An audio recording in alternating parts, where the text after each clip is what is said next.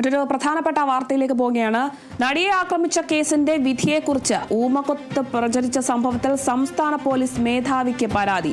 നടിയെ ആക്രമിച്ച കേസിലെ അന്വേഷണ ഉദ്യോഗസ്ഥനായ ബൈജു പൗലോസാണ് കത്തിനെക്കുറിച്ച് അന്വേഷണം ആവശ്യപ്പെട്ട് പരാതി നൽകിയിരിക്കുന്നത്. വിധിയുടെ വിശദാംശങ്ങൾ ചോർന്ന് ഊമക്കത്തായി പ്രചരിച്ചതിൽ അന്വേഷണം വേണമെന്നാണ് ബൈജു പൗലോസിന്റെ ആവശ്യം. നടിയെ ആക്രമിച്ച കേസിൽ വിധി പ്രസ്താവിക്കുന്നതിന് മുൻപ് വിധിയുടെ വിശദാംശങ്ങൾ ചോർന്നെന്നും അത് ഊമക്കത്തായി പ്രചരിച്ചെന്നുമാണ് ആരോപണം. ഡിസംബർ 8-ാം തീയതിയാണ് കേസിൽ കോടതി വിധി പറഞ്ഞത്.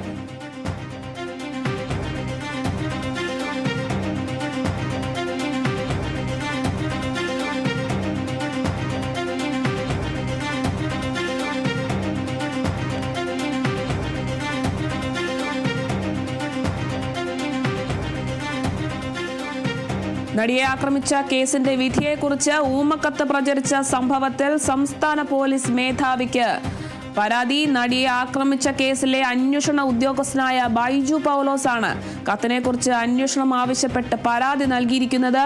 വിധിയുടെ വിശദാംശങ്ങൾ ചോർന്ന് ഊമക്കത്തായി പ്രചരിച്ചതിൽ അന്വേഷണം വേണമെന്നാണ് ബൈജു പൗലോസിന്റെ ആവശ്യം.